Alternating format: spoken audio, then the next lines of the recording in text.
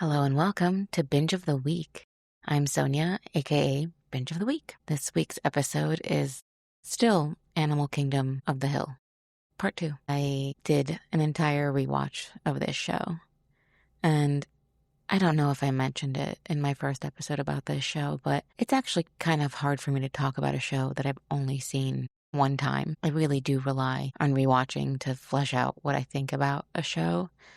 If I like something a moderate amount, I probably will be rewatching it. So this is my thoughts after the rewatch. I stick by everything I said about Pope last time. Nothing has changed. But rewatching it definitely helped me think about more than his character's effect, and the show became more interesting to me the more I watched it, because it definitely still is this thing of it's a crime heist show, but it's also this other show that is this family drama with this one very differently written, differently acted character on another level of this kind of show. So it's kind of interesting to just watch almost these two shows in tandem happening at the same time. It's obviously not flawless, but I think it's probably even a little better than I gave it credit for last time. I would say my biggest criticism of this show as a whole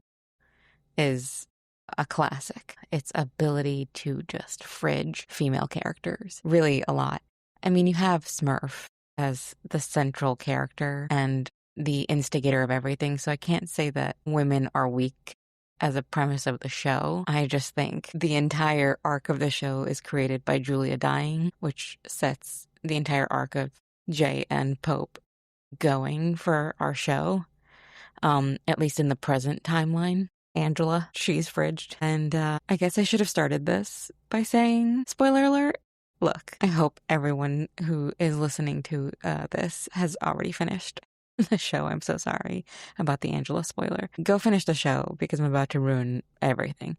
And I mean, Kath, that felt like fridging a woman as well. I'm just saying that like everyone knows what that is. Fridging women is killing them off purely for the development or motivation of a male character. So a lot of it's done just to push Pope and Jay around the board of this universe. It's a classic and unshocking in a story it's about Smurf, but it's about Smurf and a bunch of men. All the men she's been with and all the men she's raised. But it does excel in other ways as a show. I think my favorite thing besides the writing and acting of the Pope character within a universe like this where I'm not used to seeing this kind of character, where the show really shines for me is its ability to change and evolve, avoiding premise protection, where I get really frustrated with shows, especially when there's will they, won't they writing, where they'll let the main will they, won't they get together for like 3 episodes and then break them up again because we're protecting the premise. As writers, people get nervous to do something new and the dynamic was working. So how do you move on from that? So a lot of the time, like in romantic shows, they know how to write is it going to happen? But they don't know how to write, like, when it does happen, what does that relationship look like? I'm really thinking of The Office when I say that. Once Jim and Pam got together, it was hard, yeah. And rightfully so, it can be scary. But I think this show really does just go for it every time. I mean, they kill Baz, they kill Smurf, they install that whole secondary timeline flashback style halfway through the show. It is impressive to me. And it doesn't always work out perfectly, I think, but I would rather have a lull in the figuring out the next version of what's happening with these characters and trying to get there rather than just this show could have easily been the season 1 dynamic permanently. Like, oh, they get away from Smurf, but then she gets them back and it's always Smurf in charge and them being, kind of at odds with that. Instead, they went for it throughout the show. And I think that's impressive. I will, at the end of this episode, try to rank the seasons. And I say try because I've never had as hard a time on any show doing that as I have with this show. Anyway, at the core of this whole show, obviously, I think is the family system that Smurf has created. And for me, the premise of the show is, can it be survived? Can it be escaped, beaten? How? And of course, I talked at length last time about how Pope elevates things. I think there's no character that matches him, not even Smurf for me, or Jay being like the central antagonist forces to him, but it's really the family system as a character, the Codys as greater than the sum of their parts, which obviously includes Pope, but I think the family functions as a character, the family system functions as a character, and how it touches everything and everyone in the show. And it's really just all made up of people crafted by Smurf. Smurf herself being someone she crafted.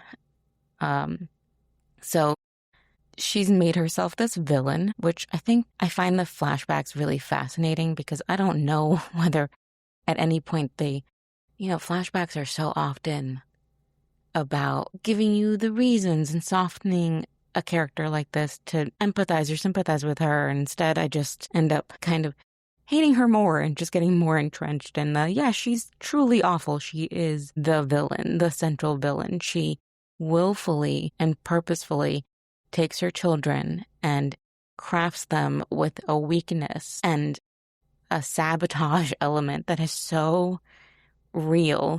The way she crafts Pope into this, he's been called a weapon and a protector, but she adds this layer of he can't function in the normal world. She takes him away from that. I'm not going to diagnose the character, but whatever differences he has as a kid, we see all the colors, and whether it's OCD or something else. And she takes this kid that already feels other and then just really removes him from an ability of dealing with the normal world at all. Or Darren, not only does she take this kid, that poor child, honestly, it's hard to say because Julia's really horrifying, but I do feel for Darren a lot because we see him as an adult a lot more on screen than a Julia character, where he was the one who had this very solid dream that you could point to and this really solid talent. And she was just like, nope, and made sure that Darren and Craig are both kind of just useless. Not in the same way that Pope can't deal with the world, because Pope can get things done. When he needs to do something, he does it. Now he has trouble navigating, like going to an office and dealing with Child Protective Services because he can't exist in that world. But Darren and Craig, she just made them into just useless people. They cannot execute much without older brother or somebody else. And of course, Julia, she crafted her into an addict, got her away from school where she, like Darren, had a talent. She was smart. She could get somewhere. So really, truly just horrifying to her children. And then there's the people she designed that aren't her kids, which are Baz and Jay.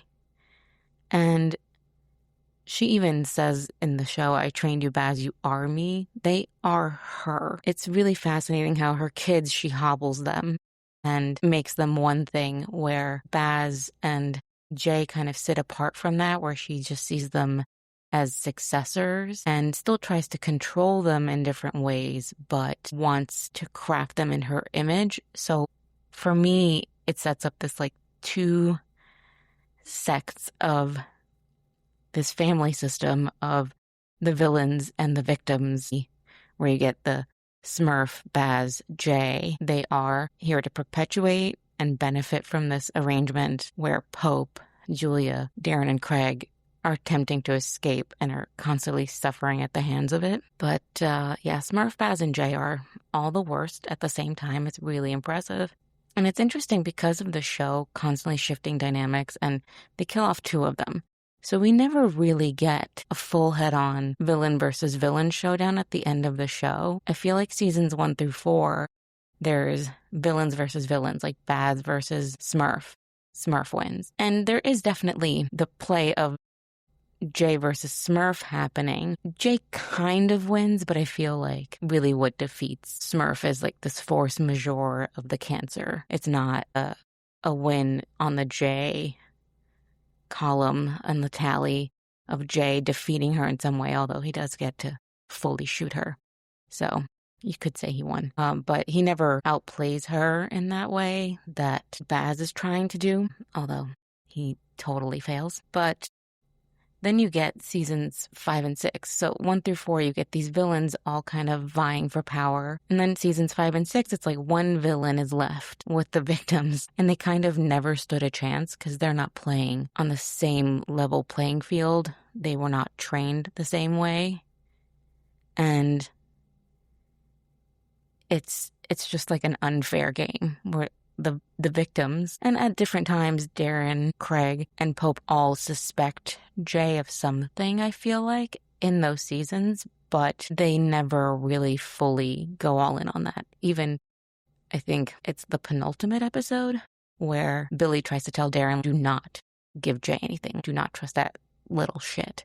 But, I can't agree with Billy all of the time, so it's hard to be like, you should have listened to him then, but Billy's also totally wrong about Pope all the time.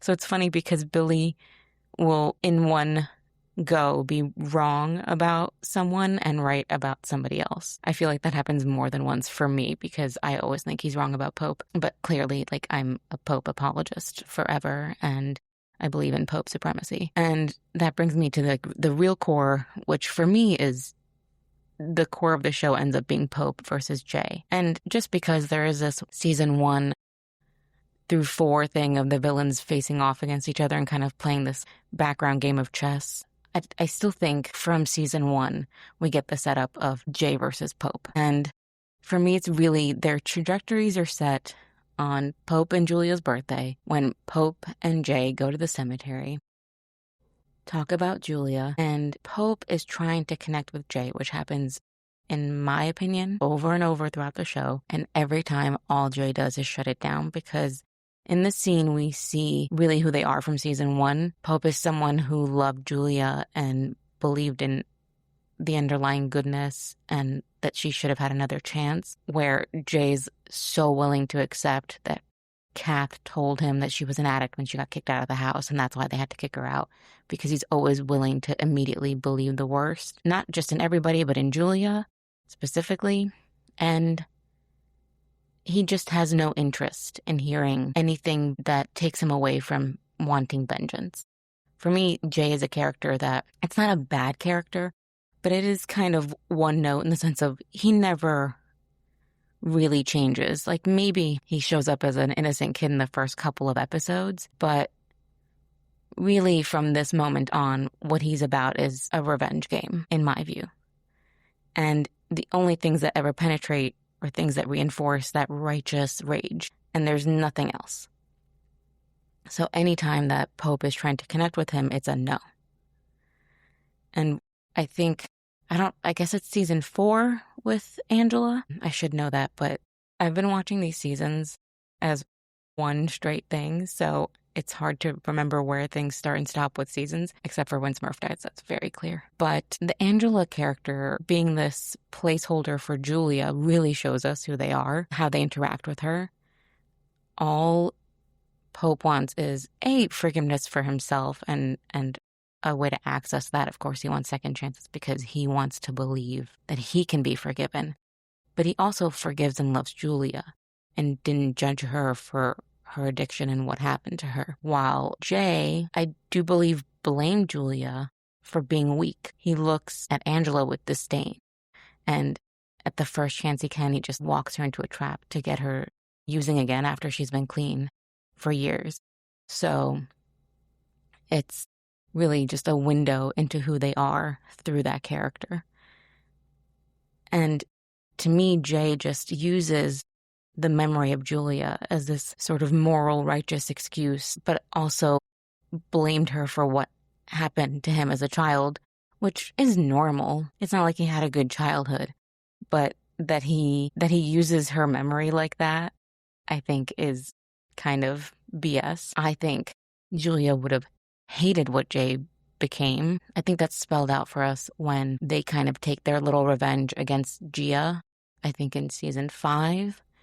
And Pope says Julia would have loved that because Gia was too much like Smurf. I think Julia would have hated what Jay became because Jay becomes Smurf. To me, only Pope really loved Julia. So in the end, showdown, the last episode, which is so dramatic if you are someone who, like me, bends towards the Pope character being sort of like the actual moral hero of the show, the heart of the show, and Jay being, to me, the true villain, the true worst.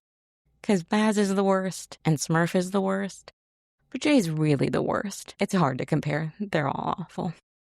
But in the end, in these last moments of life where Pope almost kills Jay and he himself is dying, the choices he makes in the end say everything. He loved Julie enough to stop all of this for himself as well.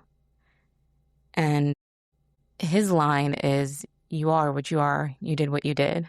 Jay's line is, "She loved all of you." And again, I don't really think he gives a shit about that. I think he is using her to hurt them. All he's wanted to do is hurt people he perceives created a bad life for him.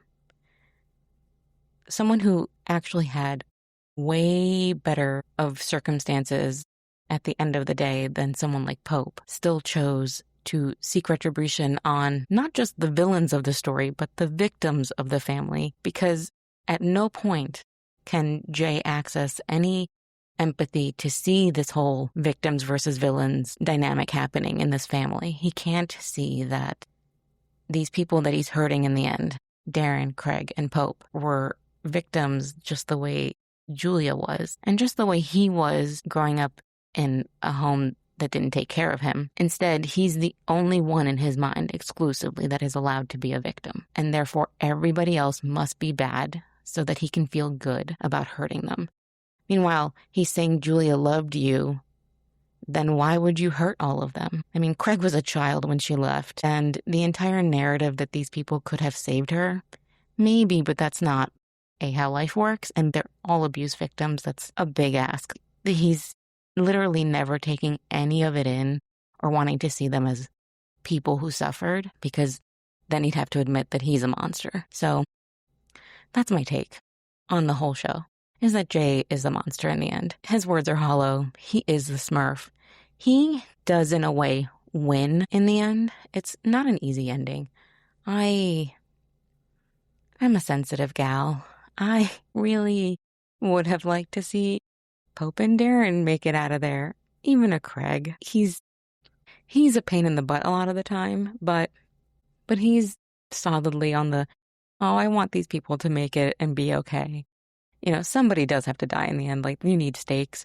So, like, I would actually sacrifice Craig and just have Darren and Pope live. But my point is, Jay's victory is obviously hollow. Like, he's miserable in the end because he's a miserable person. And to round out this whole King of the Hill joke, I think Jay does win by being King of the Hill.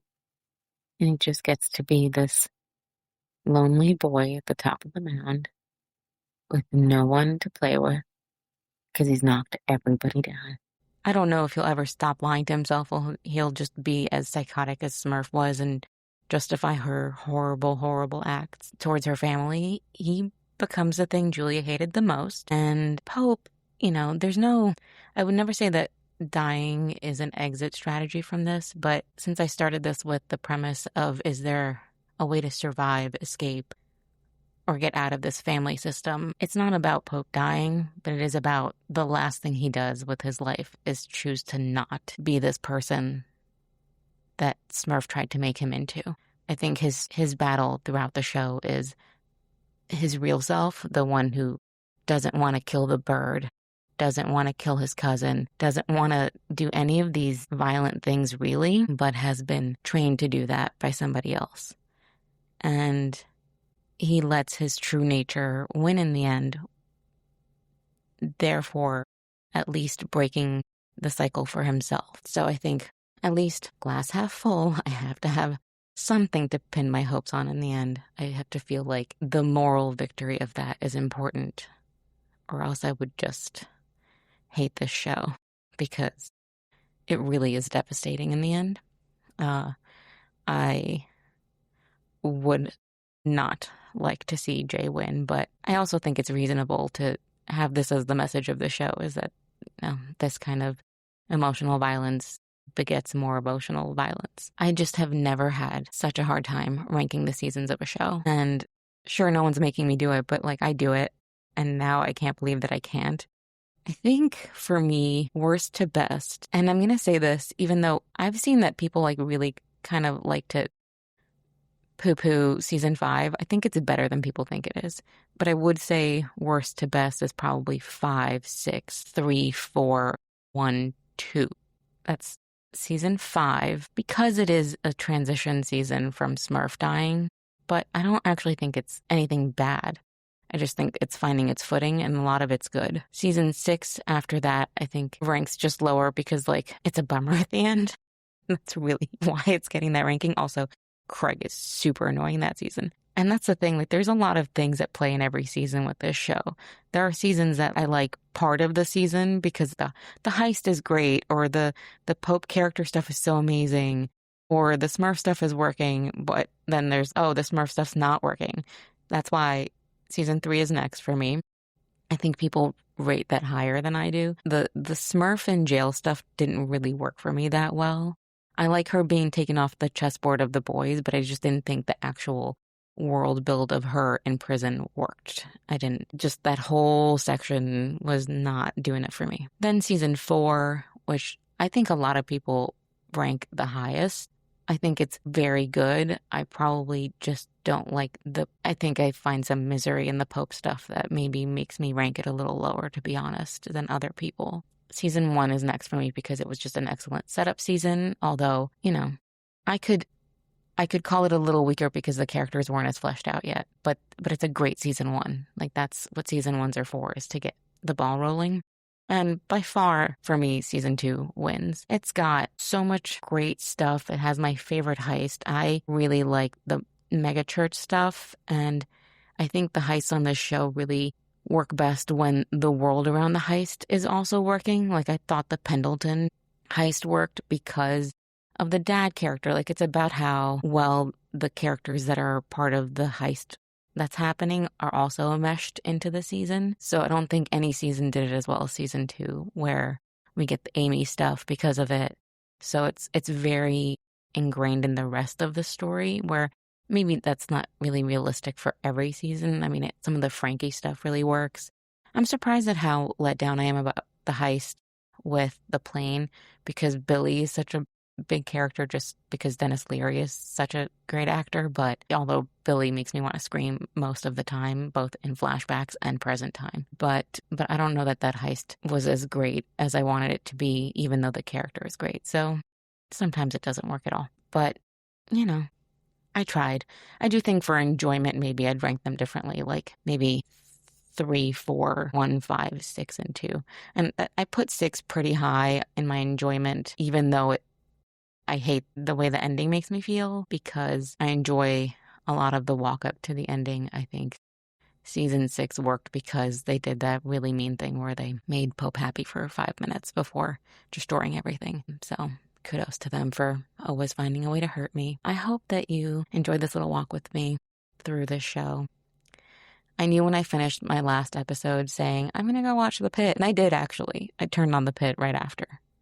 And I should have been more honest with myself about who I am and known that I was kind of stuck in this world. That's the thing. I get stuck in the world, and I want to sit in the world some more, and I want to see these people some more, and I can't just move on to the next thing very quickly if I enjoyed something the way that I enjoyed this. But I will actually be heading into a Pit rewatch after this, and I will be trying to set up some sort of logic for how these watches and rewatches proceed, because I don't really know how to retain listeners when I'm doing different shows all the time, but I'm also a little bit a slave to my own hyperfixation that I can't control. And if a show comes and just gets my attention, that is what's going to happen.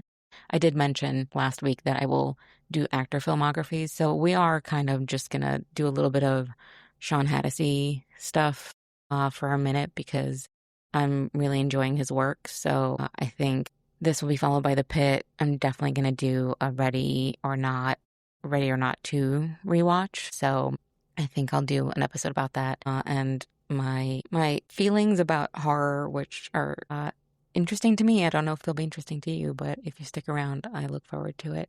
And then No Promises. I have it in mind to watch Southland. I'm not sure. Everyone keeps suggesting it.